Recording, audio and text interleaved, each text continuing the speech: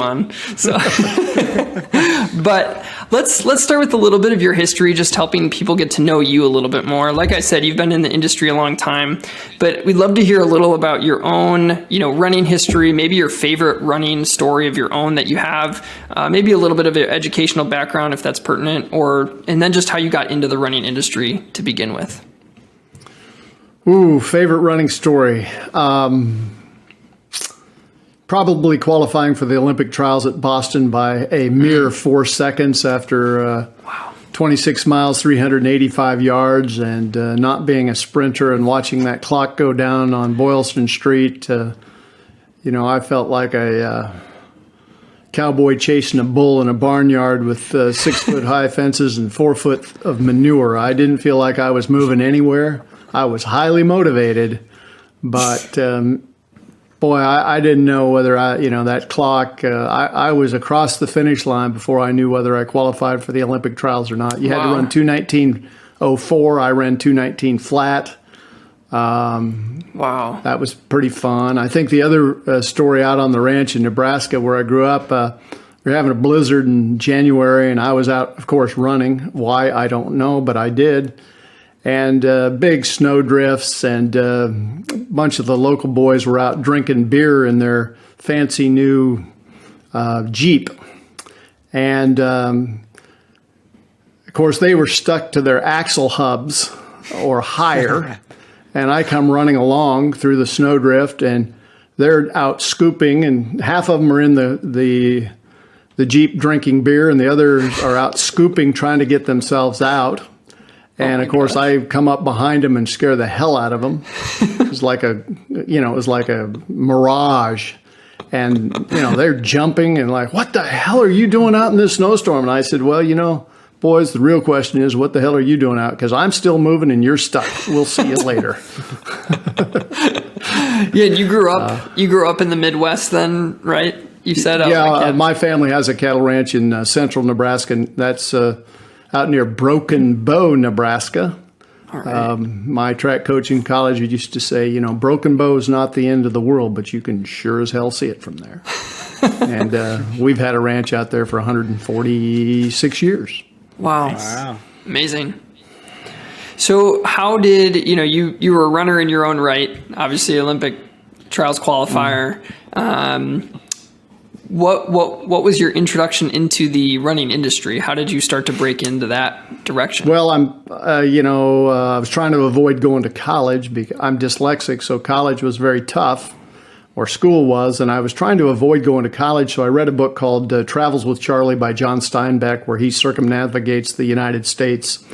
It's a great book if you want to read it. And I figured, well, one way to postpone college is if I could figure out how to get sponsors and be the youngest person to run across the country, I could avoid college. And so I wrote for sponsorships. I wrote I was 17 years old, so I couldn't get Coors or any of the beer companies. And, they had all the money. And Kellogg's offered me all the Frosted Flakes I could eat. And Nike offered me 26 pair of shoes. And Ralston Purina said I didn't have a dog with me, so they weren't going to sponsor me. And I really didn't know what the hell I was doing. Anyway, I was having a hard time finding a sponsor, and my girlfriend at the time's father said, well, I know this guy who's a high up executive at Montgomery Ward's in Chicago. And I wrote him. He happened to be a trustee of the school I was going to at the time. And he said, I can't help you, but I have a friend in California who's an inventor. And he has invented the one-handled water faucet, instead of one. Yeah. And he's working on a new shoe, and maybe he could help you. And a few weeks later, lo and behold, I get a call from, I just found the letter that I wrote that guy, by the way, a month ago. What year was this again, by the way? This was 1978. 78, okay. And the inventor said, well, Stuart, I can't, my shoe won't make it across the street, let alone across the country. Maybe you could help me. And he offered to fly me out over Christmas break. He flew me to a place called Pebble Beach, California. I had never heard of Pebble Beach, California. But let me tell you, I had to get a neck brace and an eye patch because I couldn't take all those houses in 3 dimensions. And honest to goodness, the first day I was in Pebble Beach, it was December 28th, 1978. I go out for a run on the 17-mile drive, and this guy on a bicycle pulls up behind me, and then I could run pretty quick back in the day, and we're going up a little rise, and I'm running about as fast as he's going up this little hill, and I say good morning, and he says good morning, and I said, hey, pretty nice neighborhood, huh? And he goes, yeah. First time to Pebble Beach? And I go, yes, it is. He goes, well, welcome to the neighborhood. Huh? It was Clint Eastwood. Oh my gosh. and he turned into his driveway about 100 yards down the road. It's the only time I ever saw Clint Eastwood.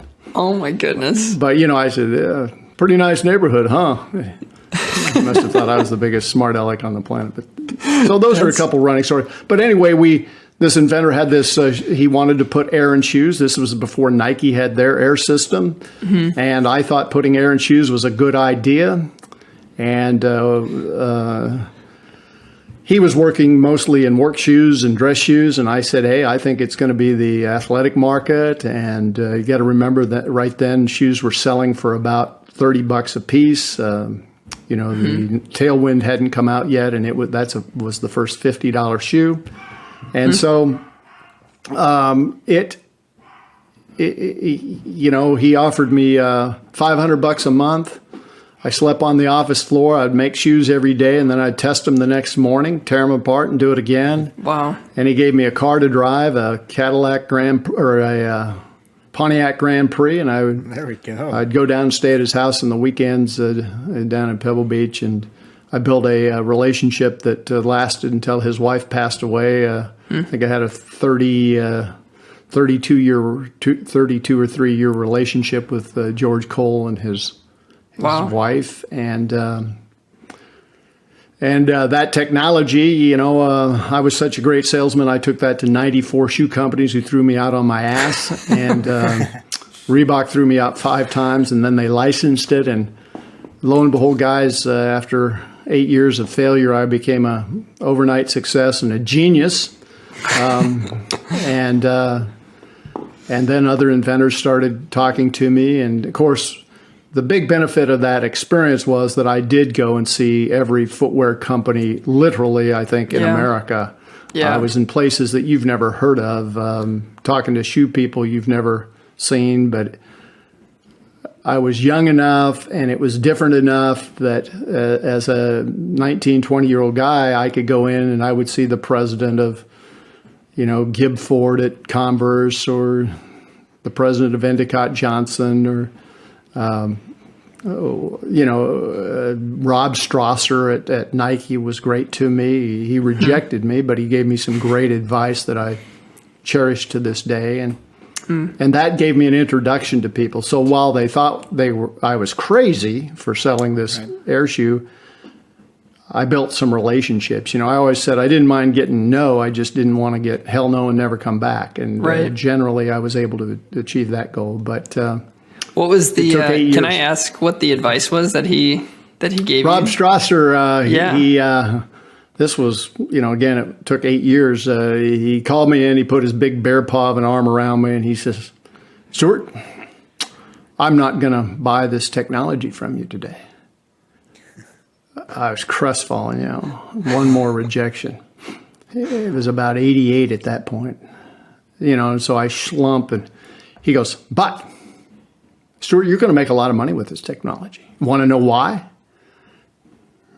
"Sure, Rob. Why?" He says, "Because you can see it, feel it, and touch it. And if you can see it, feel it, and touch it, you can sell it." He says, "I've got a different idea to make air visible, but the fact that you can see your air and move it and touch it, you will sell it." And, about 9 months later, they came out with Visible Air. People forget that Nike Air was not tremendously successful until 1986, 8 years after they introduced it, because it was really when they put the window in, and you guys are too young to remember air shoes without windows, but when they put that window in it, people could see it. And And I've often wondered, did I inspire Rob or did he have that idea before? But he couldn't have been more gracious. And I would see him at meetings and people would always, he was a powerful guy, and he would always act like I was his best friend, especially if it could help me sort of elevate myself. And it's a special thing. He was, I cannot hear the song, I think it's A Pirate Turns 40 or whatever it is. Jimmy Buffett, made so much money, but I've made enough money to buy Miami, but I pissed it away so fast. That was the song they played at Rob Strasser's funeral. Oh, wow. So what other, as you progressed from there, you had that 32-year relationship. What other companies have you, been working for? What roles have you held there? I know there's a lot in the innovation world, so just kind of give people a little window into that, and then we'll dive into some innovation things. I represented a lot of inventors, including the first guy that did lighted shoes. That was a great failure. I sold the first 200,000 lighted shoes, and Bob Campbell sold the next 200 million pair of lighted shoes. So I helped independent inventors, and then I helped start a company called Skydex, which still exists. Skydex licensed a technology to Nike called Tuned Air, and that technology went on and was sold to the Pentagon for blast mitigation in Iraq and Afghanistan, and reduced major force injuries by about 90%. We created a helmet cushioning system for the military that reduced G-force from 440 to 92. And that's still being sold. Fortunately, there's not as much need for it now. And that company exists. I helped launch a company that was doing the first carbon fiber in footwear, which is now performance material, or Toray performance material out of carbon, out of Camarillo. That company still exists. They were doing orthotics when I started with them, and we sold the first carbon fiber plates ever in the market to Etonic, and then FootJoy and Reebok, the Graphlite series. And then I finally committed the sin of corporate administration. My friend Angel Martinez was the president and CEO of Deckers, and he said, "Stuart, you've always been selling technologies from the outside in." He said, "That's hard work. And why don't you come inside and start an innovation practice and help us innovate from the inside, because you've had so much experience trying to do it from the outside." And it was sort of like putting the leading jewel thief in charge of the cash box or something, I guess. And so I had a lot of fun. That was a great job. There's nothing easier than innovating for a corporation when you have a CEO that empowers you. He told everyone in the organization, look, you don't have to do what Stuart says. You don't have to take on the new technologies that he's advocating. You just can't tell him to stop. And that ability to balance the scale with the CEO's authority that no one could stop me was quite empowering, because most organizations, the chief legal counsel can stop you, the finance chief can stop you, the marketing chief can stop you, the sales guy can stop you, the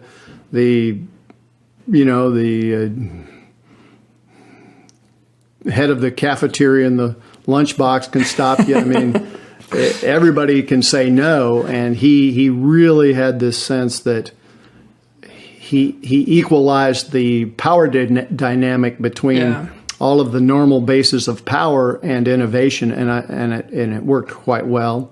Cool. And then I went over and ran Shoes for Crews, which is, I think, the largest direct-to-consumer footwear brand. Nobody has ever heard of it. They sell directly to McDonald's and restaurant chains, slip-resistant shoes. Stan Smith, the founder of that company, should be in the Footwear Hall of Fame. Nobody knows about him, but he really pioneered true slip-resistant footwear and direct footwear. So you'd sell it to McDonald's, and McDonald's would pay it, or a restaurant would take it out of the employee's paycheck, three or four payments over a month or 2 month period of time, so that workers would be safe. And then I started Blumaka.